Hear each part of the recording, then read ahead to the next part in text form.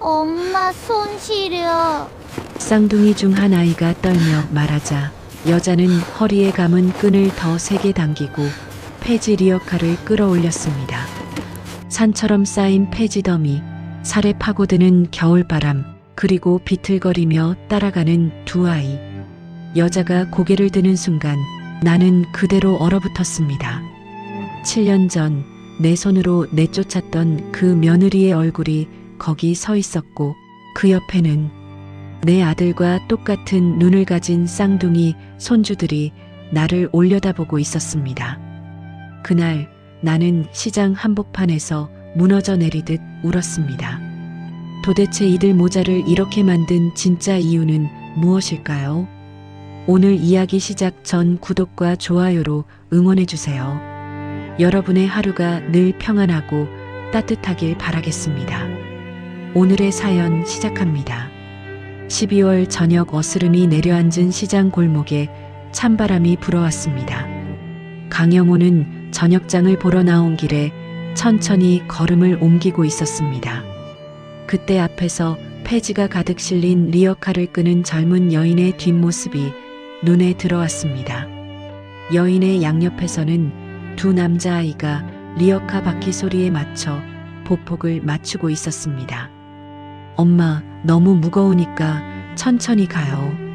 우리가 같이 밀어드릴게요. 아이 중 한 명이 엄마를 걱정하며 말했습니다. 그래, 엄마. 우리도 힘이 세졌으니까 도와드릴 수 있어요. 다른 아이도 리어카 뒤편으로 가서 손을 얹었습니다. 강영호는 그 광경을 보며 걸음을 멈췄습니다. 아이들의 걸음걸이와 목소리가 어딘가 낯익었습니다. 특히 우리가 도와드릴게요라고 말하는 아이의 억양이 마음을 흔들었습니다. 저 아이들의 말투가 왜 이렇게 익숙하지? 강영호는 머릿속에서 어떤 기억이 스치는 것을 느꼈습니다. 7년 전 어린 시절 아들이 아버지, 제가 도와드릴게요라고 말하던 그 목소리와 너무나 닮아 있었습니다. 리어카를 끄는 여인과 아이들은 점점 멀어져 갔지만 강영호는 그 자리에서 한참 동안 서 있었습니다. 가슴 한구석에서 설명할 수 없는 떨림이 일어났습니다. 강영호는 집으로 돌아와 거실 소파에 주저앉았습니다. 벽에 걸린 아들의 영정사진이 눈에 들어왔습니다. 갑자기 7년 전 아들의 장례식장에서 있었던 일이 떠올랐습니다.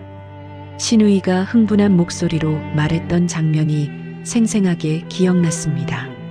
오빠, 저 여자 봐요. 남편이 죽자마자 보험회사에 전화하고 있어요. 돈만 생각하는 거 아니에요? 그게 정말이냐? 강영호가 차갑게 물었던 순간이 떠올랐습니다. 네, 제가 직접 들었어요. 보험금이 얼마나 나오는지 물어보고 있더라고요. 참 뻔뻔하지 않아요? 그때 며느리는 눈물을 흘리며 해명하려 했었습니다. 아버님, 그게 아니에요. 장례 비용이 없어서. 하지만 강영호는 며느리의 말을 끝까지 듣지 않았습니다. 다시는 이 집 문턱을 밟지 마라. 우리 가족 행세하지 말고 당장 나가라. 강영호는 그날의 기억을 떠올리며 고개를 떨었습니다. 내가 너무 성급했던 게 아닐까? 한편 시내 한 구석 반지하 셋방에서는 서연이 작은 식탁에 앉아 있었습니다. 민준과 민수가 숙제를 하는 모습을 지켜보고 있었습니다. 서연은 오늘 폐지를 팔아서 받은 돈을 세어보았습니다. 손바닥만한 지갑에서 구겨진 10,000원짜리 몇 장이 나왔습니다. 이걸로는 아이들 학원비와 어머니 병원비 둘 다는 안 되겠구나. 서연은 깊은 한숨을 쉬었습니다. 친정 어머니가 계신 요양병원에서 어제 전화가 왔었습니다. 이번 달 병원비가 밀렸다는 연락이었습니다. 엄마, 민준이 연필을 멈추고 서연을 바라보았습니다. 왜 민준아? 아빠가 살아계셨으면 엄마가 이렇게 힘들지 않았을 텐데. 내가 빨리 커서 엄마 도와드릴게요. 민준의 말에 서연의 가슴이 미어졌습니다. 갑자기 7년 전 시댁에서 쫓겨나던 날이 떠올랐습니다. 시아버지의 차가운 목소리가 귓가에 맴돌았습니다. 다시는 이 집 문턱을 밟지 마라. 그때는 아이들이 어려서 상황을 이해하지 못했지만 이제는 달랐습니다. 아이들이 자신 때문에 고생한다는 것을 알고 있었습니다. 민준아, 그런 말 하지 마. 엄마는 괜찮아. 우리 함께 있는 것만으로도 행복해. 서연이 민준의 머리를 쓰다듬으며 말했습니다. 정말요, 엄마? 민수도 고개를 들어 물었습니다. 그럼 정말이야. 우리 민준이 민수가 있어서 엄마는 힘이 나는 거야. 강영호는 거실에서 아들의 영정사진을 바라보며 무릎을 꿇었습니다. 성민아, 아버지가 잘못했구나. 내 아내와 아이들을 내가 너무 성급하게 판단했던 게 아닐까? 영정사진 속 아들은 환한 미소를 짓고 있었습니다. 그 미소가 오늘 본 아이들의 모습과 겹쳐 보였습니다. 정말 만약에 신우이가 잘못 생각했던 거라면 나는 손주들을 7년 동안 외면해온 셈이구나. 강영호의 목소리가 떨렸습니다. 다음 날 새벽 5시 강영호는 잠에서 깨어 창문을 바라보았습니다. 저 멀리 한 여인이 두 아이와 함께 리어카를 끌고 나가는 모습이 보였습니다. 어제 본 그 가족이었습니다. 강영호는 충동적으로 외투를 걸치고 밖으로 나갔습니다. 엄마, 힘내요. 우리가 도울게요. 그래, 엄마. 우리도 이제 중학생이니까 더 많이 도와드릴 수 있어요. 아이들이 리어카를 뒤에서 밀어주며 말하는 소리가 들려왔습니다. 강영호는 그 목소리를 들으며 가슴이 뜨거워지는 것을 느꼈습니다. 아들이 어렸을 때 자신을 도우려 했던 모습이 그대로 떠올랐습니다. 시장에 도착해서 강영호는 멀찍이 떨어져 서연 가족을 지켜보았습니다. 리어카가 너무 무거워 서연이 고생하는 모습이 보였습니다. 민수가 엄마 뒤로 가서 리어카를 밀어주고 있었습니다. 엄마, 제가 더 세게 밀어드릴게요. 고마워, 민수야. 우리 아들이 이렇게 착하니까 엄마가 힘이 나지. 강영호는 그 모습을 보며 눈시울이 붉어졌습니다. 어린 시절 아들이 자신을 도우려 했던 그 효심 깊은 마음이 고스란히 느껴졌습니다. 강영호는 무심한 척 지나가면서도 발걸음을 늦췄습니다. 혹시 아이들의 얼굴을 더 자세히 볼 수 있을까 했습니다. 서연은 리어카를 정리하다가 주변을 둘러보았습니다.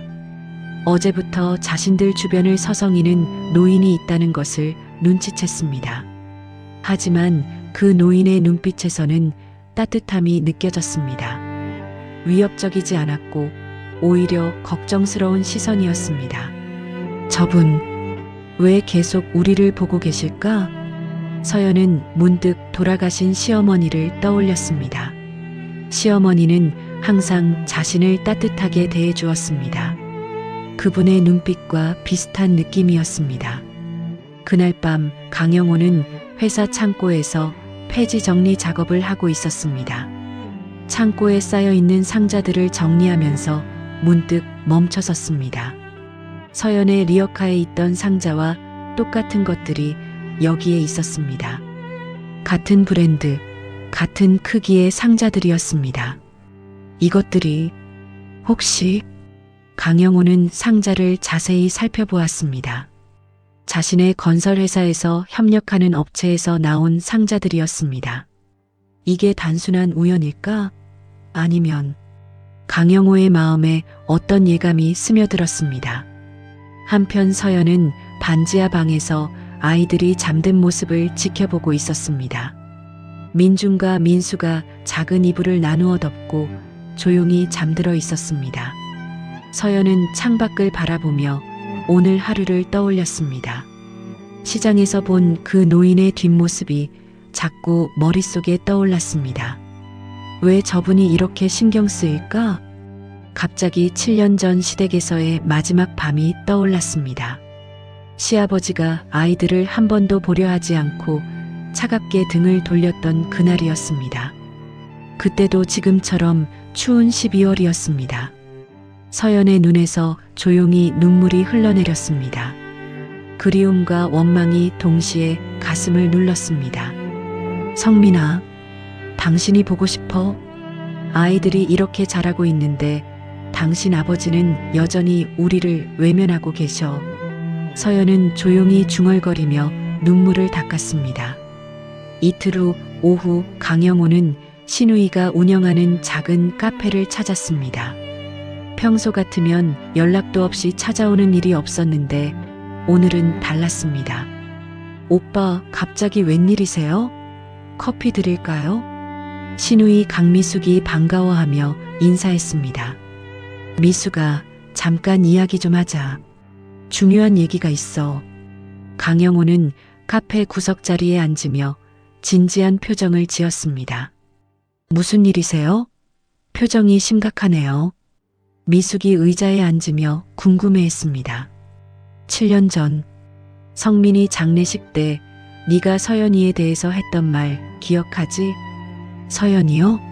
당연히 기억하죠. 왜 갑자기 그 얘기를? 미숙의 표정이 굳어졌습니다. 그때 네가 서연이가 보험금을 노린다고 했잖아. 정말 확실한 거였어? 오빠, 지금 제 말을 의심하시는 거예요? 저는 분명히 들었다고요. 남편 죽자마자 보험회사에 전화해서 보험금이 얼마나 나오는지 물어보더라고요. 미숙이 목소리를 높였습니다. 혹시 그게 장례비를 마련하려고 한 일일 수도 있지 않을까? 강영호가 조심스럽게 물었습니다. 에이, 오빠, 그때 상황을 보셨잖아요. 눈물 한 방울 안 흘리고 계산적으로 행동했어요. 장례비가 필요하다면 저희한테 먼저 상의했어야죠. 하지만 오빠, 설마 지금 와서 그 여자를 다시 받아들이시려는 건 아니죠? 성민이 오빠가 죽고 나서 한 번도 안부 묻지 않았잖아요. 미숙이 단호하게 말했습니다. 강영호는 답답한 마음에 한숨을 쉬었습니다. 혹시 자신이 잘못 판단했을 가능성에 대해 생각해보고 싶었지만 미숙은 여전히 확신에 찬 모습이었습니다. 그냥 혹시나 해서 물어본 거야. 별일 아니니까 신경 쓰지 마. 강영호는 더 이상 말을 꺼내지 않았습니다. 한편 새벽 4시 서연은 알람 소리에 눈을 떴습니다. 아이들은 아직 깊은 잠에 빠져 있었습니다. 조용히 일어나 첫 번째 일터인 24시간 식당으로 향했습니다. 새벽 청소와 설거지를 마치고 오전 9시에 두 번째 일터인 주차장으로 갔습니다. 안녕하세요, 사장님. 오늘도 잘 부탁드려요. 서연 씨, 고생이 많아요. 오늘은 차가 많이 들어올 예정이니까 바쁠 거예요. 주차장 관리사무소 직원이 말했습니다. 서연은 오전 내내 주차장을 정리하고 차량을 안내했습니다. 점심시간이 되자 아이들 도시락을 챙기러 집으로 돌아갔습니다. 엄마, 오늘 학교에서 친구들이 물어봤어요. 민준이 도시락을 받아들며 말했습니다. 뭘 물어봤는데? 엄마가 몇 시간 일하시는지 물어봤어요. 그래서 제가 하루에 20시간은 일하신다고 했어요. 민준이 자랑스럽게 말했습니다. 우리 엄마가 제일 열심히 일하신다고 했더니 친구들이 정말 대단하다고 했어요. 민수도 웃으며 덧붙였습니다.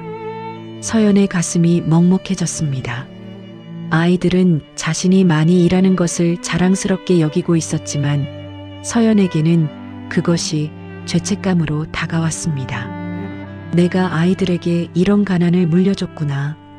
다른 집 아이들은 엄마가 이렇게 고생하지 않는데. 서연은 억지로 미소를 지으며 말했습니다. 그래, 엄마가 열심히 일해서 우리 민준이 민수가 좋은 중학교 들어갈 수 있게 준비하고 있어. 오후에는 폐지 수거를 위해 리어카를 끌고 나갔습니다. 아이들은 학교에 있는 시간이라 혼자 일할 수 있었습니다. 그런데 오늘도 어제처럼 그 노인이 멀찍이서 지켜보고 있었습니다. 강영호는 서연이 무거운 리어카를 끌고 가는 모습을 보며 마음이 아팠습니다. 중간중간 허리를 붙잡고 아파하는 모습이 보였습니다. 저렇게 힘들어하는데 정말 돈만 밝히는 사람이었을까? 강영호는 점점 의구심이 커졌습니다. 서연이 잠깐 쉬면서 리어카 정리를 하고 있을 때 강영호는 조금 더 가까이 다가갔습니다. 그때 민수의 작은 가방에서 낡은 손목시계가 살짝 보였습니다. 강영호는 그 시계를 보는 순간 온몸이 굳었습니다. 그것은 7년 전 아들 성민에게 대학 졸업 선물로 준 그 시계와 같아 보였습니다. 이게 설마. 강영호의 확신이 점점 커졌습니다. 저녁 무렵 서연이 아이들과 함께 집으로 돌아가는 길이었습니다. 민준과 민수가 나란히 걸으며 노래를 부르고 있었습니다. 산토끼 토끼야 어디를 가느냐, 깡충깡충 뛰면서 어디를 가느냐. 강영호는 그 노래를 듣는 순간 온몸에 소름이 돋았습니다. 그것은 자신이 어린 시절 아들 성민에게 매일 밤 불러주던 자장가였습니다.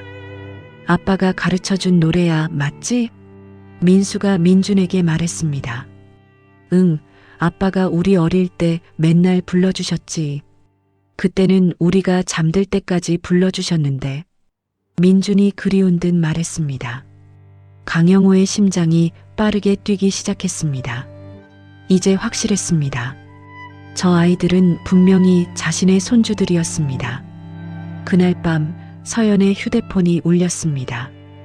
요양병원에서 온 전화였습니다. 안녕하세요, 서연 보호자님. 어머님 병원비 건으로 연락드렸어요. 네, 말씀하세요. 서연의 목소리가 떨렸습니다. 이번 달 병원비가 아직 납부되지 않았는데요. 내일까지 납부하지 않으시면 퇴원 절차를 밟아야 할 것 같습니다. 네, 내일까지요? 조금만 더 기다려 주실 수 없나요? 죄송해요. 이미 한 달 넘게 밀린 상황이라서요. 다른 방법을 찾아보시거나 가족분들께 도움을 요청해 보세요. 전화를 끊고 난 서연은 벽에 기대어 주저앉았습니다. 비상금으로 모아둔 돈마저 털어야 하는 상황이었습니다.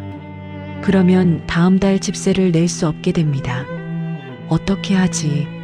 정말 어떻게 해야 하지? 한편 강영호는 회사 사무실에서 금고를 열고 있었습니다. 그 안에는 며느리와 손주들이라고 적힌 적금 통장이 들어 있었습니다. 7년 동안 매달 50만 원씩 넣어온 돈이었습니다. 언젠가 그들을 다시 만나게 되면 주려고 모아둔 것이었습니다. 통장을 확인해 보니 4,200만 원이 넘어 있었습니다. 이제 정말 찾아야겠어. 더 이상 미룰 수 없어. 강영호는 통장을 꽉 움켜쥐었습니다. 그날 밤 늦게 서연은 아이들 잠자리를 봐주고 있었습니다. 엄마, 우리 언제쯤 넓은 집에서 살 수 있을까요? 민수가 이불을 덮으며 물었습니다. 그러게, 민수야. 엄마가 더 열심히 일해서 좋은 집으로 이사 가자. 서연은 대답했지만 마음이 무거웠습니다. 엄마, 저희가 중학교 가면 아르바이트도 할 수 있잖아요. 그럼 엄마 일 도와드릴게요. 민준이 말했습니다. 아니야, 민준아. 너희들은 공부만 하면 돼. 엄마가 알아서 할 테니까 걱정하지 마. 하지만 서연은 속으로 절망감을 느꼈습니다. 아무리 열심히 일해도 나아지지 않는 현실이 답답했습니다. 내가 너무 무능한 걸까? 아이들에게 이런 살밖에 줄 수 없는 걸까? 서연은 잠들지 못하고 천장을 바라보았습니다. 다음 날 아침 강영호는 결심을 굳혔습니다. 동네 복지관에 전화를 걸었습니다. 안녕하세요. 혹시 어려운 가정을 도울 수 있는 방법이 있을까요? 네, 후원이나 봉사활동 말씀하시는 건가요? 네, 특별히 한부모 가정을 도와보고 싶어서요. 그러시다면 저희 복지사와 상담받아 보시는 게 좋겠어요. 김현주 선생님께 연결해 드릴게요. 강영호는 김현주와 만날 약속을 잡았습니다. 이제 본격적으로 서연 가족에게 다가갈 방법을 찾기로 했습니다. 다음 날 오후 서연은 폐지 수거를 마치고 집으로 돌아오는 길이었습니다. 반지하 건물 입구에 빨간색으로 된 큰 공문이 붙어 있는 것을 발견했습니다. 재개발 조합 철거 예고 공문이라는 제목이 눈에 들어왔습니다. 서연은 급히 다가가서 공문을 읽기 시작했습니다. 본 건물은 재개발 사업구역 내 위치하며 2주 후부터 단계적 철거에 들어갈 예정입니다. 해당 건물 거주자는 지정된 기한 내에 이주하시기 바랍니다. 서연의 손이 떨리기 시작했습니다. 2주 후라고? 서연은 다시 한번 공문을 읽어봤지만 내용은 같았습니다. 머릿속이 하얗게 변했습니다. 급히 집으로 들어가서 집주인에게 전화를 걸었습니다. 여보세요, 사장님? 저 서연인데요. 건물 입구에 철거 공문이 붙어 있던데. 하지만 전화는 계속 연결되지 않았습니다. 여러 번 시도해봐도 마찬가지였습니다. 이상하다. 왜 전화를 안 받으시지? 서연은 불안한 마음에 건물주가 운영하는 사무실로 직접 찾아갔습니다. 하지만 사무실 문은 굳게 닫혀 있었고 옆 상가 사장이 말했습니다. 아, 그분이요? 3일 전부터 안 보였어요. 갑자기 짐 빼고 어디 가신 것 같던데. 서연의 얼굴이 창백해졌습니다. 그럼 전세 보증금은 재개발 보상금으로 돌려주신다고 하셨는데. 글쎄요. 그분이 어디 가셨는지 아무도 모르거든요. 서연은 다리에 힘이 빠져 그 자리에 주저앉을 뻔했습니다. 다음 날 아침 서연은 법무사 사무실을 찾았습니다. 선생님, 제 상황이 이런데 전세 보증금을 돌려받을 방법이 있을까요? 서류를 보니까 임차인 보호 조항이 거의 없네요. 건물주가 잠적한 상황에서는 보증금 회수가 매우 어려울 것 같습니다. 법무사가 고개를 저으며 말했습니다. 그럼 저희는 어떻게 해야 하죠? 갈 곳이 없는데. 재개발 조합에 임시 거주 지원을 신청해 보시거나 구청에 긴급 주거 지원을 요청해 보세요. 하지만 시간이 오래 걸릴 수 있어요. 서연은 절망감에 빠졌습니다. 법무사 사무실을 나온 서연은 바로 동네 부동산으로 향했습니다. 사장님, 혹시 보증금 500만 원 정도로 들어갈 수 있는 집 있나요? 아이들 둘이랑 살 수 있는 곳으로요. 부동산 중개사가 고개를 저었습니다. 요즘 500만 원으로는 고시원도 어려워요. 아이들까지 있으시면 최소 1,500만 원은 있어야 원룸이라도 구할 수 있을 거예요. 1,500만 원이요? 그럼 저희는 좀 더 외곽 지역으로 나가시면 조금 싸긴 하겠지만 그래도 1,000만 원은 필요할 거예요. 서연은 막막함에 빠졌습니다. 현재 가진 돈으로는 어디든 갈 수 없는 상황이었습니다. 같은 시각 강영호는 동네 복지관을 찾았습니다. 김현주 사회복지사와 약속된 만남이었습니다. 안녕하세요. 전화로 연락드린 강영호입니다. 네, 반갑습니다. 후원에 관심을 가져주셔서 감사해요. 어떤 종류의 도움을 원하시나요? 김현주가 친근하게 맞이했습니다. 특별히 어려운 한부모 가정을 도와보고 싶습니다. 익명으로 지원하고 싶은데 그런 가정이 있나요? 아, 그렇다면 정말 도움이 필요한 가정이 있어요. 한서연 씨라는 분인데 12세 쌍둥이를 혼자 키우고 계세요. 김현주가 즉시 서연을 떠올렸습니다. 어떤 상황인가요? 남편을 일찍 여의고 혼자서 4가지 일을 하며 아이들을 키우고 계세요. 그런데 이번에 재개발로 집까지 잃게 생겼어요. 강영호의 가슴이 뛰었습니다. 바로 자신이 찾던 가족이었습니다. 그분을 도울 수 있는 방법이 있을까요? 일단 제가 그분께 찾아가서 긴급 지원에 대해 상담해 드릴게요. 후원자분께서는 어떤 도움을 주실 계획이신가요? 생활비든 주거비든 필요한 만큼 지원하고 싶습니다. 단 제 신원은 밝히고 싶지 않아요. 알겠습니다. 내일 당장 찾아가 보겠습니다. 그날 오후 김현주가 서연의 집을 찾았습니다. 서연 씨, 안녕하세요. 복지관 김현주입니다. 아, 선생님. 무슨 일로 오셨어요? 서연이 반갑게 맞았습니다. 긴급 주거 지원에 대해 상담드리러 왔어요. 재개발로 어려움을 겪고 계신다고 들었거든요. 네, 정말 막막한 상황이에요. 어떤 지원이 가능한가요? 일단 구청에 긴급 주거 지원을 신청할 수 있어요. 임시 거주지도 제공받을 수 있고요. 김현주가 서류를 꺼내며 설명했습니다. 그런데 서류 준비하고 심사 받는데 한 달 정도 걸려요. 그동안은 한 달이요? 그럼 철거 날짜에 맞출 수 없잖아요. 서연의 얼굴에 절망이 스며들었습니다. 다른 방법도 알아보겠어요. 일단 서류부터 준비해 보세요. 그날 밤 민준의 기침 소리가 계속 들려왔습니다. 서연은 민준의 등을 쓸어주며 걱정이 됐습니다. 민준아, 괜찮아? 기침이 너무 심하네. 기침이 자꾸 나와요, 엄마. 목이 아파요. 병원에 가야겠는데. 내일 가보자, 알았지? 하지만 서연은 속으로 고민했습니다.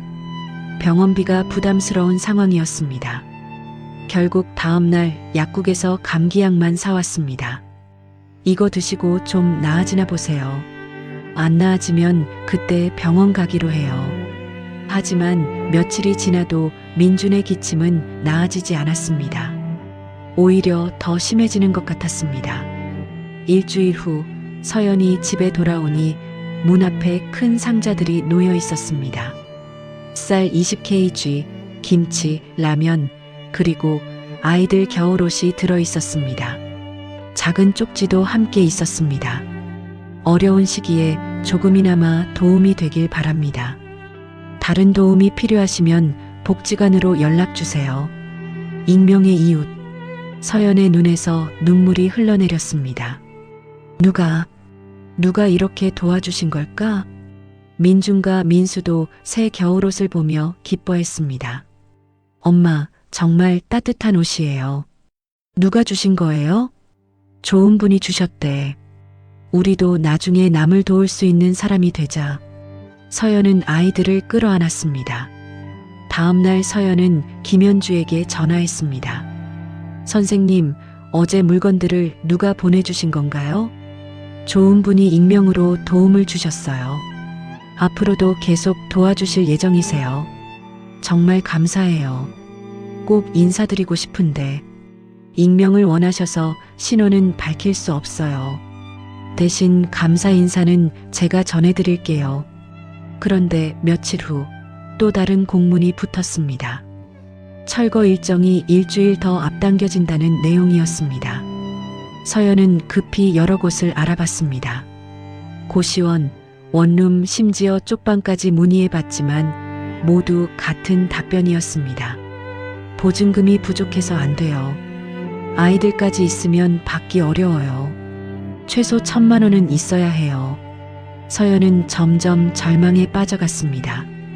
한편 강영호는 회사에서 충격적인 사실을 알게 됐습니다. 사장님, 이번 재개발 사업 협력업체 명단입니다. 직원이 서류를 가져왔습니다. 그 서류에서 강영호는 자신의 건설회사 이름을 발견했습니다. 그리고 철거 대상 건물 목록에서 서연이 사는 건물을 확인했습니다. 이게 설마 강영호는 서연이 사는 건물이 1차 철거 대상이라는 사실에 충격을 받았습니다. 과장, 이 건물 철거 일정이 언제야? 다음 주 화요일 예정입니다. 가장 먼저 철거하기로 했어요. 강영호의 가슴이 철렁 내려앉았습니다. 그날 밤 서연은 아이들 앞에서 용기를 내어 말했습니다. 민준아, 민수야. 엄마가 할 말이 있어. 뭔데요, 엄마? 우리 곧 이사 가게 됐어. 정말요? 어디로요? 민수가 기대에 찬 목소리로 물었습니다. 그건 조금 더 알아보고 있어. 좋은 곳으로 가게 될 거야. 하지만 서연은 구체적인 계획이 전혀 없었습니다. 그저 기적이 일어나기만을 간절히 기도할 뿐이었습니다. 그날 밤 서연은 잠들지 못하고 천장을 바라봤습니다. 일주일 안에 어떻게 해야 하지? 정말 길거리에 나앉게 되는 건 아닐까? 절망적인 생각들이 머릿속을 맴돌았습니다. 철거 예고 3일 후 강영호는 더 이상 망설일 수 없었습니다. 복지관으로 향하는 발걸음이 평소보다 빨랐습니다. 김현주 사회복지사 사무실 문을 두드렸습니다. 선생님, 급하게 다시 찾아뵙게 됐습니다. 무슨 일이세요? 표정이 심각하시네요. 김현주가 의자를 권하며 물었습니다. 지난번에 말씀드린 한서연 씨 가족 말인데 철거 일정이 언제라고 하셨죠? 다음 주 화요일이요. 왜요? 그럼 이제 며칠 안 남았잖아요. 제가 임시 거주지를 마련해드리고 싶습니다. 강영호가 급하게 말했습니다. 정말요? 그런데 갑자기 왜 이렇게 서두르시는 거예요? 그냥 어려운 가정을 보면 가만히 있을 수가 없어서요. 생활비도 함께 지원하고 싶습니다. 얼마나 지원하실 계획이세요? 필요한 만큼 다요. 아이들이 안정적으로 살 수 있을 정도로 말입니다. 김현주는 강영호의 진심을 느꼈습니다. 그의 눈빛에서 간절함이 느껴졌습니다. 알겠습니다. 제가 서연 씨에게 연락해 보겠어요. 정말 감사합니다. 내일이라도 당장 만나볼 수 있을까요? 시간이 얼마 남지 않았잖아요. 네, 바로 연락드려 보겠습니다. 김현주가 전화를 걸었습니다. 서연 씨, 안녕하세요. 좋은 소식이 있어요. 후원자분이 임시 거주지를 마련해 주실 수 있다고 하셔서요. 전화 너머로 서연의 놀란 목소리가 들렸습니다. 정말요? 그런데 갑자기 그런 큰 도움을 주신다니 믿어지지 않아요. 저도 처음에는 놀랐는데 정말 진심으로 도우려고 하세요. 내일 오후에 만나보실 수 있나요? 네, 만나보겠습니다. 정말 감사해요. 전화를 끊고 김현주가 말했습니다. 내일 오후 2시에 복지관에서 만나기로 했어요. 고맙습니다. 정말 감사해요. 강영호의 얼굴에 안도의 표정이 스며들었습니다.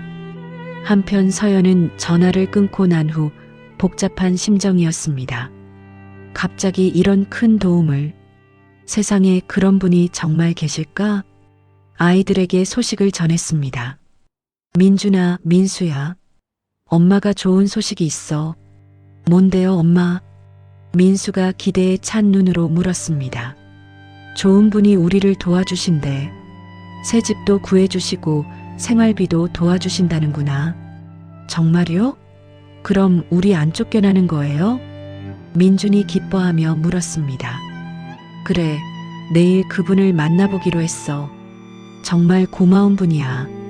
하지만 서연은 마음 한구석에 의구심도 있었습니다. 세상에 그런 큰 도움을 아무 조건 없이 주는 사람이 있을까 하는 생각이 들었습니다. 다음 날 오전 강영호는 시장을 거닐고 있었습니다. 혹시 민준과 민수를 만날 수 있을까 해서였습니다. 마침 아이들이 주말이라 엄마 심부름을 나온 모습이 보였습니다. 어묵가게 앞을 지나면서 민수가 따뜻한 김이 모락모락 나는 어묵을 바라보며 침을 꼴깍 삼켰습니다. 형, 냄새 좋다. 민준도 어묵을 아쉬운 듯 바라봤지만 아이들은 곧 서로를 한번 쳐다보고는 고개를 돌리고 발걸음을 옮겼습니다. 돈이 없다는 걸 둘 다 너무 잘 알고 있는 눈치였습니다. 그 모습을 보며 강영호의 가슴이 저려왔습니다. 결국 그는 더는 외면하지 못하고 아이들에게 다가갔습니다. 아이들 안녕. 어묵 먹고 싶은 것 같은데 아저씨가 사줄까? 갑작스러운 말에 민준이 경계하듯 손을 저었습니다. 아, 안녕하세요. 괜찮아요, 저희는. 하지만 강영호는 이미 어묵 장수에게 다가가 있었습니다. 사장님, 어묵이랑 군만두도 좀 주세요. 김이 피어오르는 어묵 국물 냄새 속에서 아이들은 결국 젓가락을 들고 한 입씩 베어 물었습니다. 학교는 재밌어? 몇 학년이니? 저희는 6학년이에요. 내년에 중학교 들어가요. 그래, 중학교 가면 뭐가 되고 싶어? 민주는 잠시 생각하다 진지하게 대답했습니다. 저는 의사가 되고 싶어요. 우리 엄마처럼 아픈 사람들 도와주고 싶어서요. 민수도 곧바로 뒤를 이었습니다. 저는 사회복지사가 되고 싶어요. 엄마 같은 분들 도와주는 사람이요. 아이들의 순수한 대답에 강영호의 가슴이 뜨거워졌습니다. 정말 훌륭한 꿈이네. 엄마가 참 자랑스러우시겠다. 네, 엄마가 진짜 대단하세요. 아빠 돌아가신 뒤에도 할머니 병원비 보내느라 밤낮 없이 일하세요. 할머니 병원비까지? 네, 친할머니가 요양병원에 계시거든요. 엄마가 매달 돈 보내요. 엄마 진짜 효녀예요. 강영호는 그 말을 듣는 순간 눈시울이 뜨거워지는 것을 느꼈습니다. 자신이 들었던 신우이의 말과는 정반대의 현실이 아이들의 입을 통해 또렷하게 증언되고 있었습니다. 그때 멀리서 서연이 시장 골목을 가로질러 오는 모습이 보였습니다. 민준아, 민수야, 어디 있었어? 다급하게 아이들을 찾는 목소리는 7년 전 영안실 앞 복도에서 그가 마지막으로 들었던 며느리의 목소리와 하나도 다르지 않았습니다. 아이들 앞으로 다가와 숨을 고르던 서연은 자연스럽게 고개를 들었습니다. 그리고 그 순간 그녀의 몸이 굳었습니다. 시장 한복판 아이들 옆에 서 있는 노인. 7년 전 아들 장례식장에서 마지막으로 마주쳤던 그 얼굴. 눈가의 주름은 더 깊어졌지만 무표정 속에 숨겨진 고집스러운 인매와 시선의 결은 결코 잊을 수 없는 사람이었습니다. 아버님이다. 서연은 그 순간 깨달았습니다. 하지만 그 순간 자신의 허리춤에 묶인 리어카 끈과 낡은 옷차림, 손에 베어있는 때가 한꺼번에 의식되었습니다. 이 모습은 보여주고 싶지 않아. 그녀는 짧게 숨을 들이킨 뒤 일부러 시선을 옆으로 돌렸습니다. 마치 처음 보는 사람인 것처럼 표정을 가다듬었습니다. 아이들에게 음식을 사주셔서 정말 감사합니다. 낯선 분께 신세를 졌네요. 정중하지만 일정한 거리를 둔 말투였습니다. 강영호는 순간 가슴이 철렁 내려앉았습니다. 얼굴이며 목소리까지 단번에 며느리라는 확신이 들었지만 서연이 눈을 피하는 모습을 보며 스스로를 다잡았습니다. 혹시 내가 잘못 본 건가 아니야. 그런데 왜 아는 척을 안 하지? 아, 아니에요. 아이들이 워낙 예의가 바르더라고요. 제가 사주고 싶어서 그랬어요. 떨림을 숨기려 애쓰며 그는 대답했습니다. 서연은 정중히 고개를 숙였습니다. 그래도 감사합니다. 아이들아, 인사드려라. 감사했습니다, 아저씨. 아이들이 밝은 목소리로 인사하는 동안 서연은 다시 한번 강영호의 얼굴을 빠르게 훑어보았습니다. 그리고 마음속으로 짧게 중얼렀습니다. 지금은 아직은 모른 척하자. 이 사람도 나도 준비가 안 됐어. 그날 오후 복지관에서 김현주에게 전화가 걸려왔습니다. 서연 씨, 아까 말씀드렸던 후원자분 기억하시죠? 내일 복지관에서 만나 뵐 수 있을 것 같아요. 서연은 이미 짐작하고 있었습니다. 역시 시장에서 본 그분이겠지. 하지만 입 밖으로는 그저 네, 알겠습니다. 인사라도 제대로 드려야죠. 라고만 대답했습니다. 이틀 후 오전 강영호는 서연과 아이들과 함께 복지관 앞에서 마주섰습니다. 전날 시장에서 이미 서로를 본 사이였지만 둘 다 그 사실을 입으로 꺼내지는 않았습니다. 김현주가 미소를 지으며 소개했습니다. 서연 씨, 지난번에 말씀드린 후원자분이세요. 선생님이라고 하세요. 안녕하세요. 아이들 이야기는 많이 들었습니다. 서연은 잠시 망설이다가 고개를 숙였습니다. 정말 감사합니다. 이렇게까지 도와주시려고 해서 저희가 무슨 자격이 있다고. 말은 그렇게 했지만 마음속에서는 다른 생각이 함께 흘렀습니다. 아버님, 정말 이 길을 택하신 거예요? 아직도 제게 한마디 사과는 안 하시는 건가요? 부동산으로 향하는 차 안에서 쌍둥이는 창밖 풍경에 연신 감탄했습니다. 깨끗한 투룸 전셋집을 미리 알아본 상태였습니다. 와, 정말 넓어요. 엄마, 우리만의 방이 있어요. 민수가 집안을 둘러보며 신나게 소리쳤습니다. 방이 2개나 있네요. 아이들 방이랑 제 방으로 나누면 딱 좋겠어요. 서연도 조심스럽게 벽지와 창문을 살펴보며 말했습니다. 마음에 드시면 계약 진행하겠습니다. 강영호가 부동산 사장에게 말했습니다. 전세금이 얼마인가요? 1억 2천만 원입니다만 선생님이 모두 부담하시기로 하셨어요. 서연은 다시 한번 강영호를 바라보았습니다. 예전 같았으면 아버님이라고 불렀을 얼굴이었지만 지금은 겨우 선생님이라고 부르는 사이였습니다. 그렇게 큰 돈을 정말 괜찮으신가요? 괜찮습니다. 아이들이 안정적으로 살 수 있는 게 더 중요하니까요. 계약이 끝난 뒤 시장 식당으로 자리를 옮겼습니다. 따뜻한 된장찌개와 불고기, 계란말이, 나물 반찬들이 상에 차려졌습니다. 우와, 이렇게 많은 반찬을 한 번에 먹어본 게 정말 오래간만이에요. 맞아요. 평소에는 김치하고 계란 후라이만 먹었는데 아이들의 반응을 보며 강영호는 가슴이 벅차오르면서도 동시에 깊은 죄책감이 밀려왔습니다.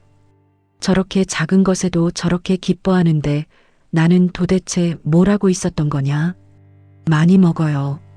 앞으로는 이런 음식 자주 먹을 수 있을 거예요. 그의 말에 민수는 반짝이는 눈으로 물었습니다.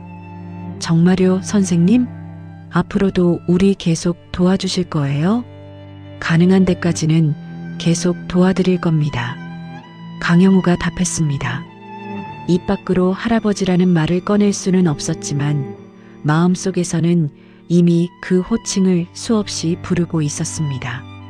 식사 도중 서연이 조심스럽게 입을 열었습니다. 사실은 저는 7년 전에 남편을 교통사고로 잃었어요.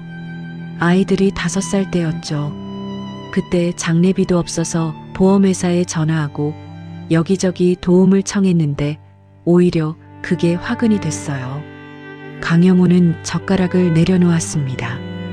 그가 들었던 시누이의 말, 장례식장 복도에서 며느리를 몰아붙이던 목소리, 보험금 노린다던 단정적인 한마디가 머릿속에서 다시 떠올랐습니다. 아이들이 있어서 버틸 수 있었어요. 이 아이들 때문에 포기할 수 없었거든요. 서연이 쌍둥이를 바라보며 미소를 지었습니다. 그러나 그 미소 뒤에 얼마나 많은 밤이 눈물로 젖어 있었는지 그녀만 알고 있었습니다. 자리를 정리한 뒤 시장을 함께 걸었습니다.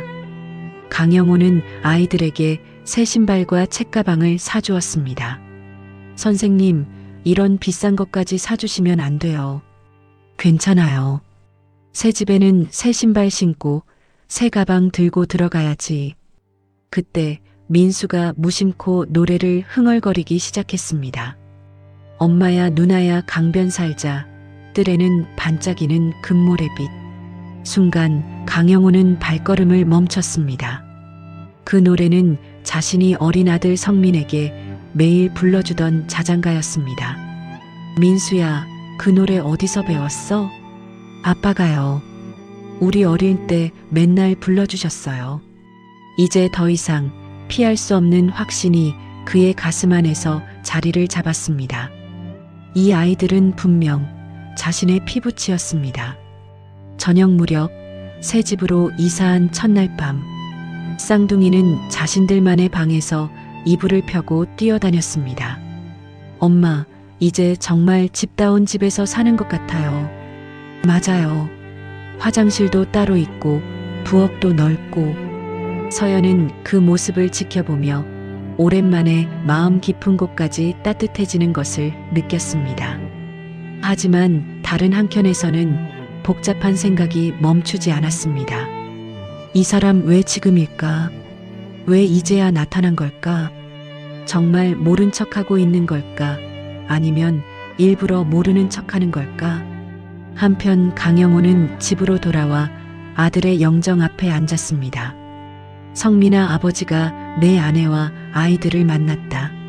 사진 속 아들을 보며 낮게 중얼거렸습니다. 아버지가 너무 늦었지. 그래도 이제라도 내가 책임져 볼게. 그때 그의 휴대전화가 울렸습니다. 여보세요? 선생님, 저 서연이에요. 민준이가 갑자기 열이 나고 기침을 심하게 해요. 숨쉬기도 힘들어하고. 다급한 목소리였습니다. 지금 당장 갈게요. 119도 부르세요. 강영호는 차키를 집어들고 계단을 뛰어내려갔습니다. 그날 밤 11시, 새집 거실 소파 위에 누운 민준의 숨소리는 점점 거칠어지고 있었습니다. 입술은 점점 파랗게 변해갔고 숨을 들이쉴 때마다 가슴께가 심하게 들썩였습니다. 선생님, 더 빨리 갈 수는 없나요? 옆 좌석에서 서연이 떨리는 손으로 아이의 이마를 짚으며 물었습니다. 지금 최대한입니다. 조금만 버텨주렴. 강영호는 엑셀러레이터를 끝까지 밟으며 병원을 향했습니다. 종합병원 응급실에 도착하자마자 의료진이 달려나왔습니다. 민주는 곧바로 응급처치실로 옮겨졌고 산소 마스크와 링거가 연결되었습니다. 급성 폐렴이 의심됩니다. 바로 입원하셔야 할 것 같아요. 의사의 목소리는 단호했습니다. 간호사가 서연에게 서류를 내밀었습니다. 입원 수속을 위해 보호자 서명과 가족관계 증명서가 필요합니다. 서연은 다급히 가방을 뒤져 낡은 서류 봉투를 꺼냈습니다. 그 안에는 7년 전 남편의 사망 신고를 하며 떼어두었던 가족관계 증명서가 그대로 들어 있었습니다. 간호사가 서류를 넘겨보던 손이 어느 순간 멈췄습니다. 여기 보호자란에 강영호님이라고 되어 있네요. 연락 가능한가요? 순간 공기가 굳었습니다. 서연은 숨이 막히는 느낌을 받았습니다. 여태까지 애써 외면해 오던 이름이 하얀 종이 위에서 또렷하게 그녀를 마주보고 있었습니다. 그분은 예전에 시아버지셨습니다. 지금은 연락하지 않습니다. 서연이 겨우 말을 이었습니다. 뒤에서 서류를 같이 보고 있던 강영호는 더 이상 피할 수 없다는 것을 느꼈습니다. 이름도 관계도 피도 모든 게 이 종이 한 장 안에 적혀 있었습니다. 잠시 침묵이 흘렀고 간호사가 난처한 표정으로 물었습니다. 그래도 혹시 모르니 보호자분께 연락을 드려보는 게 좋을 것 같은데요. 그 순간 강영호가 조용히 입을 열었습니다. 그럴 필요 없습니다. 간호사가 고개를 들었습니다. 제가 그 사람입니다. 여기 적힌 강영호입니다. 이 아이의 친할아버지입니다. 서연의 고개가 천천히 돌아갔습니다. 지금까지 마음속으로만 붙들고 있던 단어가 드디어 현실에서 울렸습니다. 뭐라고요? 목소리는 낮았지만 온몸이 떨리고 있었습니다. 성민이 아버지입니다. 그리고 이 아이들의 할아버지입니다.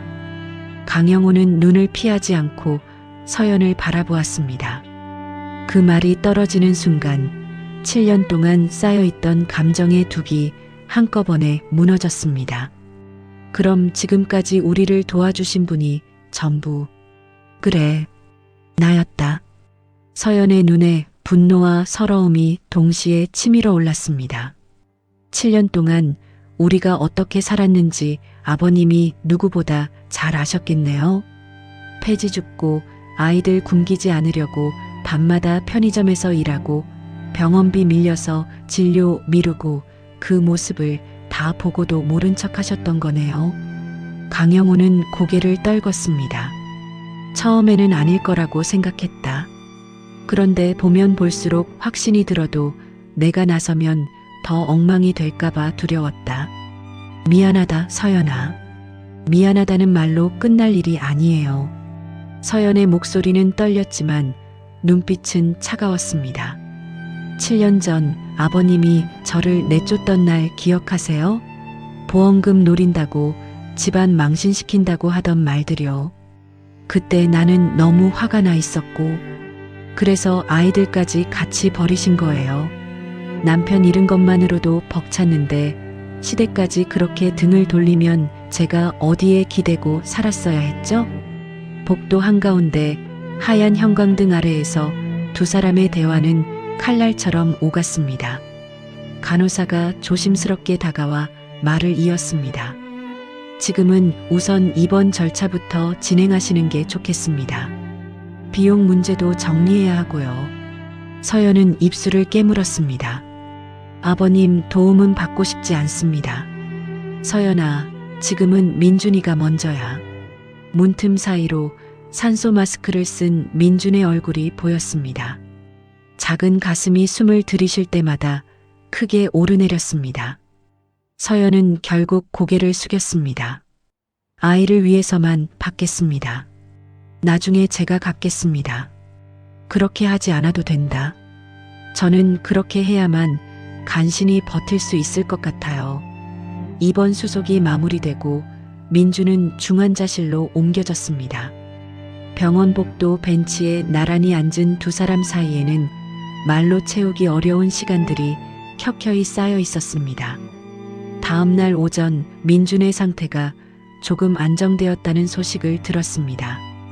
그래도 여전히 중환자실 유리문 너머에서만 아이를 볼 수 있는 상황이었습니다. 로비 한구석 소파에 앉은 서연과 강영호는 한동안 아무 말도 하지 못했습니다.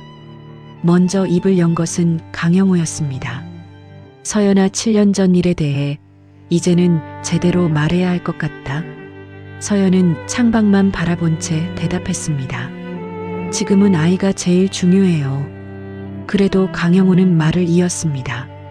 신우이가 네가 보험금을 노린다고 했을 때 나는 진실을 확인하려고 들지도 않았다. 그게 내 가장 큰 죄다. 그날 저는 장례비가 없어서 보험회사에 전화한 것뿐이었어요. 서연의 목소리는 담담했지만 손등은 하얗게 힘이 들어가 있었습니다. 병원비도 밀려있고 장례식장 비용도 없었어요. 누구라도 그 상황이면 보험이라도 먼저 처리하려고 하지 않았을까요? 알고 있다. 이제는 안다. 그때 내 말을 끝까지 들었어야 했다. 강영호가 깊게 고개를 숙였습니다. 아버님이 저를 의심하신 것보다 더 아팠던 건요. 서연이 고개를 돌려 그를 바라보았습니다. 아버님이 아이들의 존재조차 궁금해하지 않으셨다는 거예요. 남편을 잃은 손주들이 할아버지까지 잃었다는 걸 그 어린 것들이 어떻게 견뎌야 하는지는 한 번도 생각 안 해보셨나요? 그 말에 강영호의 눈가가 붉게 물들었습니다. 지금까지 자신이 외면해온 시간이 한꺼번에 밀려와 가슴이 조여오는 듯 했습니다. 문득 그는 소파에서 일어나 서연 앞에 무릎을 꿇었습니다. 서연아, 미안하다. 정말 미안하다. 병원 로비를 오가던 사람들이 놀란 눈으로 그들을 쳐다봤지만 그는 개의치 않았습니다. 일어나세요, 아버님. 사람들이 봐요. 괜찮다. 이 정도로는 모자라다. 내 손주들이 굶고 아픈데도 치료 못 받는 동안 나는 눈 감고 살았다. 서연은 한숨을 길게 내쉬었습니다. 사과드렸습니다. 하지만 당장 용서할 수 있을 거라고는 생각하지 마세요. 7년이라는 시간이 너무 길었어요. 그때 병실 쪽에서 민수가 어른거리는 모습이 보였습니다. 엄마, 할아버지 어디 계세요? 서연은 잠시 망설이다가 손짓했습니다. 여기 민수야. 민수는 로비로 다가와 눈이 붉어진 강영호를 바라봤습니다. 할아버지, 왜 울고 계세요?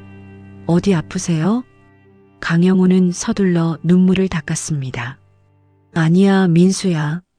할아버지는 괜찮아. 서연이 조용히 말했습니다. 민수야, 사실 그동안 우리 도와주신 선생님이 너희 친할아버지셔. 민수의 눈이 커졌습니다. 정말요? 그럼 우리 진짜 할아버지 생긴 거예요? 강영호는 그 말을 듣는 순간 가슴 한복판이 뜨겁게 타오르는 것 같았습니다. 그래, 할아버지가 너희 할아버지다. 민수는 순간 주저하다가 이내 활짝 웃었습니다. 할아버지, 그럼 이제 우리도 할아버지 있는 거예요? 좋다. 아이의 순수한 반응을 보며 서연의 마음은 더 복잡해졌습니다. 아이들에게는 할아버지가 필요하지. 내가 가진 상처와는 별개로 아이들을 위해서라도 관계를 완전히 끊을 수는 없을 것 같아요.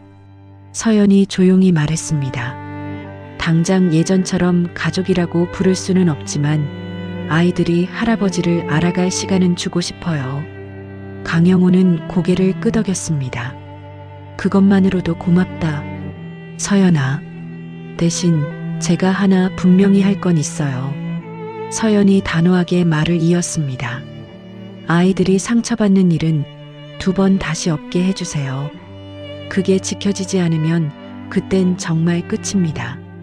알겠다. 강영호는 짧게 대답했지만 그 말 안에는 지난 7년을 통째로 되돌려도 모자랄 각오가 담겨 있었습니다. 그날 밤 강영호는 병실에서 잠든 민준의 손을 조용히 잡았습니다. 작은 손이 자신의 거친 손 안에 쏙 들어왔습니다. 성민아, 유리창 너머 어두운 하늘을 보며 속삭였습니다. 너한테 할 말이 너무 많다. 하지만 지금은 내 아이들부터 살려내야겠다. 한편 집에 홀로 남은 서연은 오랜만에 아이들이 없는 빈 방에서 창밖을 바라보고 있었습니다. 새로 이사 온 집, 갑자기 나타난 후원자, 그리고 정체를 드러낸 시아버지. 정말 이 사람이 우리 인생에 다시 들어와도 되는 걸까? 여전히 마음 한가운데에는 상처가 깊이 남아 있었지만 그 상처 사이사이로 아주 작은 희망이 조심스럽게 스며들고 있었습니다. 민준의 퇴원 후 2주가 지났습니다. 강영호는 약속대로 매주 주말마다 아이들을 만나고 있었습니다. 이번 주말에도 강영호는 민준과 민수를 데리고 공원에 나왔습니다. 할아버지, 우리 아빠는 어떤 분이셨어요? 민준이 벤치에 앉아 궁금해하며 물었습니다. 너희 아빠는 정말 착한 사람이었어. 어릴 때부터 할아버지 말씀을 잘 들었지. 강영호가 따뜻하게 말했습니다. 너희 나이 때는 할아버지가 힘들어하면 항상 도와주려고 했어. 민준이 민수가 엄마 도와드리는 것처럼 말이야. 정말요? 그럼 우리가 아빠 닮은 거예요? 민수가 기뻐하며 물었습니다. 그럼 많이 닮았어. 착한 마음도 효심도 모두 아빠 닮았어. 강영호는 아이들에게 아버지의 어린 시절 이야기를 들려주며 시간을 보냈습니다. 한편 서연은 강영호가 아이들과 시간을 보내는 모습을 지켜보며 조금씩 마음을 열어가고 있었습니다. 진심으로 아이들을 사랑하는 모습이 느껴졌습니다. 아이들이 할아버지를 정말 좋아해요. 서연이 강영호에게 말했습니다. 나도 아이들이 너무 예뻐. 내가 놓친 시간들이 아쉬워. 그래도 이제라도 만났잖아요. 서연은 여전히 아버님이라는 호칭을 사용했지만 예전보다 훨씬 부드러워진 목소리였습니다. 어느 날 시누이 미숙이 서연을 찾아왔습니다. 얼굴이 많이 상해 보였습니다. 서연아. 미숙이 서연을 보자마자 무릎을 꿇었습니다. 언니, 일어나세요. 무슨? 서연아, 정말 미안해. 내가 7년 전에 거짓말을 했어. 미숙이 눈물을 흘리며 말했습니다. 네가 보험금을 노린다고 한 건 모두 거짓말이었어. 그때 나는 네가 미워서 오빠를 차지하고 싶어서 그런 말을 했어. 서연은 충격을 받았습니다. 언니가 왜? 내가 가족을 해체시켰어. 내 거짓말 때문에 너와 아이들이 7년 동안 고생했어. 미숙이 계속 울면서 사과했습니다. 서연은 오랫동안 말없이 미숙을 바라봤습니다. 7년간 쌓인 원망이 한순간에 밀려왔습니다. 언니, 저는 그때 정말 힘들었어요. 알아. 정말 미안해. 어떻게 용서를 구해야 할지도 모르겠어. 서연은 깊은 고민에 빠졌습니다. 하지만 결국 마음을 정했습니다. 일어나세요, 언니. 이제 와서 과거를 바꿀 수는 없잖아요. 하지만 앞으로는 진심으로 지내요. 정말 괜찮아? 괜찮지는 않아요. 하지만 아이들을 위해서라도 가족이 화목해야죠. 서연은 미숙을 일으켜 세웠습니다. 그 후 강영호는 서연에게 제안했습니다. 서연아, 앞으로 생활비와 아이들 교육비는 걱정하지 마. 내가 매달 지원해 줄게. 아버님, 그렇게까지 하시면 내가 해야 할 일이야. 7년 동안 못 해준 걸 생각하면 이것도 부족해. 서연은 잠시 고민하더니 말했습니다. 그럼 조건이 있어요. 받은 만큼은 언젠가 꼭 갚을게요. 그런 부담은 갖지 마. 아니에요. 제 자존심이 있어요. 아이들에게도 그런 모습을 보여주고 싶어요. 강영호는 서연의 의지를 존중했습니다. 몇 달 후 서연은 새로운 도전을 시작했습니다. 야간 방송대학 사회복지학과에 입학한 것입니다. 엄마, 공부하시느라 힘드시죠? 민준이 걱정스럽게 물었습니다. 괜찮아. 엄마도 꿈이 있거든. 나중에 엄마 같은 사람들을 도와주고 싶어. 서연은 공부와 함께 강영호가 설립한 한부모 가정 지원센터에서 일을 시작했습니다. 자신과 같은 처지의 가정들을 상담하고 도와주는 일이었습니다. 이분이 바로 제가 말씀드린 한서연 상담사님이세요. 센터장이 새로 온 내담자에게 소개했습니다. 안녕하세요. 저도 혼자 아이를 키운 경험이 있어서 마음을 이해해요. 서연은 자신의 경험을 바탕으로 많은 사람들에게 도움을 주었습니다. 민준과 민수도 새로운 환경에 잘 적응했습니다. 새 학교에서 친구들을 많이 사귀었습니다. 할아버지, 오늘 학교에서 발표를 잘했다고 선생님이 칭찬해 주셨어요. 민수가 자랑스럽게 말했습니다. 우리 민수가 대단하네. 할아버지도 자랑스러워. 강영호는 아이들과 보내는 시간이 가장 행복했습니다. 6개월 후 아들 성민의 기일이 돌아왔습니다. 이번에는 네 식구가 함께 성묘를 갔습니다. 성민아, 아버지가 이제 내 가족을 잘 보살피고 있어. 강영호가 묘비 앞에서 조용히 말했습니다. 아빠, 저희 잘 살고 있어요. 할아버지가 정말 잘해주세요. 민준이 아버지 묘에 인사했습니다. 서연도 무릎을 꿇고 말했습니다. 여보, 아이들이 아빠를 정말 많이 그리워해요. 하지만 이제는 할아버지가 계셔서 든든해요. 그날 저녁 강영호의 집에서 함께 저녁을 먹었습니다. 따뜻한 가족의 시간이었습니다. 할아버지, 우리 이제 진짜 가족인 거죠? 민준이 강영호에게 물었습니다. 강영호는 눈물이 글썽이며 답했습니다. 그럼 우리는 진짜 가족이야. 좋아요. 이제 진짜 할아버지가 생겼어요. 민수가 기뻐하며 강영호를 꼭 안았습니다. 서연은 그 모습을 보며 마음이 따뜻해졌습니다. 그리고 용기를 내어 말했습니다. 아버지, 아이들과 저를 다시 받아주셔서 감사합니다. 강영호는 서연이 처음으로 아버지라고 부르는 것을 듣고 감격했습니다. 고마워, 서연아. 내가 더 고마워. 1년 후 봄날, 내 식구는 특별한 곳으로 나들이를 갔습니다.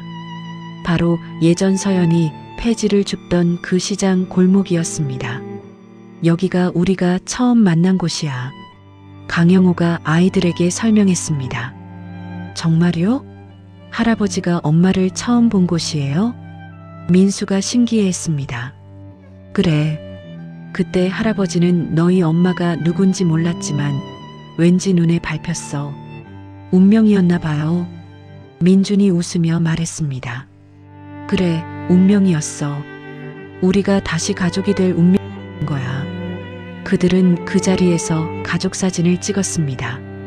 7년 만에 완성된 진정한 가족의 모습이었습니다. 정말 기적 같아요. 서연이 중얼거렸습니다. 그래, 기적이야. 잃어버린 7년을 되찾은 기적이지. 강영우가 답했습니다. 내 식구는 손을 잡고 시장 골목을 천천히 걸었습니다. 새로운 시작을 향해 걸어가는 진정한 가족의 모습이었습니다. 태양이 따뜻하게 비추는 봄날, 그들의 새로운 이야기가 시작되었습니다.